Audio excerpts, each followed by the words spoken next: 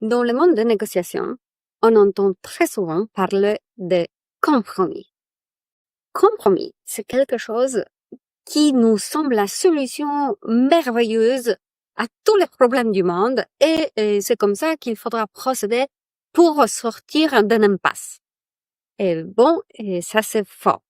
Si vous voulez savoir pourquoi les compromis, c'est à bannir et pas à chercher à atteindre, restez avec moi dans cette vidéo-là, restez sur la chaîne Cours de négociation, parce que je vais vous expliquer que les bons négociateurs fuient des compromis. Je m'appelle Maria, je facilite les cours de négociation. Je suis joignable sur tous les réseaux sociaux. Si vous écrivez les tags cours de négociation, vous allez tomber sur les chaînes de podcast, sur Instagram, sur mon site internet. Et je vous invite d'y aller parce que en ce moment-là, il y a un cours offert qui dure 4 semaines qui améliore vos compétences en assertivité. Donc, le lien c'est le suivant. coursdenégociation.fr/dire non. Sur cette page-là, il y a les descriptions pourquoi apprendre assertivité peut vous servir et pourquoi améliorer notre façon à dire non, poser des limites sans se suradapter, sans se surjustifier, peut apporter un peu plus à vous-même. Donc, vous pouvez économiser vos ressources, du temps, d'énergie et en conséquence de l'argent parce que vous allez être très clair dans la façon comment vous vous exprimez. Cette vidéo-là d'aujourd'hui fait un rappel à un des modules de ce cours parce que exactement dans le module 2, nous avons évoqué un petit peu la situation d'un compromis. Et je promis que je vais enregistrer une vidéo exprès pour cela parce que compromis c'est un sujet à part. Donc pour donner peut-être un simple exemple, pourquoi un compromis ça va pas du tout? Bon, voilà, je suis là aujourd'hui devant vous. Pendant le Covid-19, j'avais une copine qui est maman.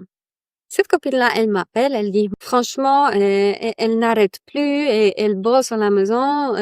Ses 2 filles sont aussi à la maison parce que l'école sont fermées. Donc, si son mari est fermé dans la pièce parce que il bosse, il est en téléconférence, il ne peut pas s'occuper des filles. Elle essaye d'écrire un rapport, mais elle ne peut pas parce qu'il y a toujours le bruit, il y a quelque chose qui se passe. Bref, elle n'arrive pas à se concentrer sur son travail. Elle me dit qu'il y avait, pendant cette semaine-là, une situation assez intéressante. Il y avait 2 filles qu'elle a voulu occuper, donc elle l'a envoyée dans la cuisine pour qu'elle fasse, par exemple, un peu de cuisine. Donc, elles ont été censées de trouver les ingrédients, les idées, qu'est-ce qu'on va faire. Et effectivement, pendant 3 minutes, il y avait plutôt la discussion créative. Elles ont sorti tous les sachets de placards et tous les bocaux. Cependant, 3 minutes plus tard, le silence est arrêté. Et il y a un grand cri et il y a un problème dans la cuisine. Donc, ma copine, elle se lève, elle marche dans la cuisine et qu'est-ce qu'elle voit? Il y a 2 filles au milieu de la cuisine avec un fruit, l'orange, sur la main d'une entre eux. Quel est le problème? En fait, non, moi, j'ai besoin d'une orange pour ma recette. Moi aussi, je veux cette orange, j'en ai besoin. Et il y avait une grande dispute parce que tous les magasins étaient fermés, donc il n'y avait pas de possibilité de sortir chercher 1 kilo d'orange supplémentaire. Il y avait un seul fruit devant 3 filles à partager.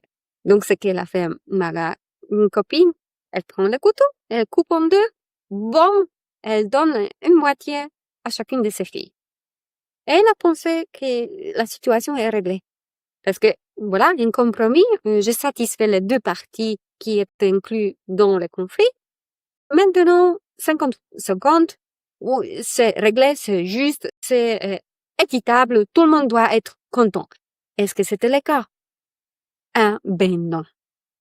Ce n'était pas parce que quand ça arrivait et une des filles reçoit l'orange coupée, elle commence à pleurer, elle a dit qu'elle a voulu râper les zestes et maintenant c'est difficile de râper parce que le jus va commencer à tomber. Et le zeste, elle a voulu utiliser pour un gâteau. Et l'autre, elle ne sait pas quoi faire avec une demi non plus parce qu'elle a voulu boire un jus d'orange. Donc, elle a pensé avoir plus de jus que juste une demi. Et finalement, l'autre demi va être perdu.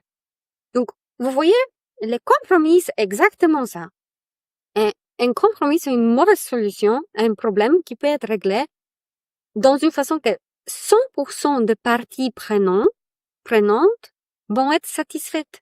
Donc, ça va être et la partie qui a voulu du jus et la partie qui a voulu la zeste va recevoir 100% des ressources. Donc, ce n'est pas inatteignable. Si, c'est tout à fait ce que je vous montre avec cet exemple, que le compromis, c'est comme se focaliser comment moi je veux me donner quelque chose dont j'ai besoin pour te satisfaire. Et finalement, la partie en face, mais moi j'ai jamais attendu que tu me donnes, tu quittes, tu abandonnes quelque chose pour moi. Moi, j'ai voulu un autre angle de quelque chose.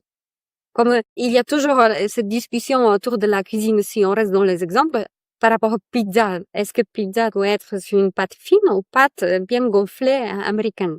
Il y a ceux qui mangent uniquement de tours de pizza parce que c'est plus gonflé. Il y a ceux qui mangent uniquement du milieu de pizza parce que c'est plus intéressant pour eux de manger de la sauce tomate de fromage. Vous voyez, compromis, c'est un peu l'impasse. C'est un peu un cul-de-sac parce qu'on rentre et on ne regarde pas ce qui se passe autour de nous.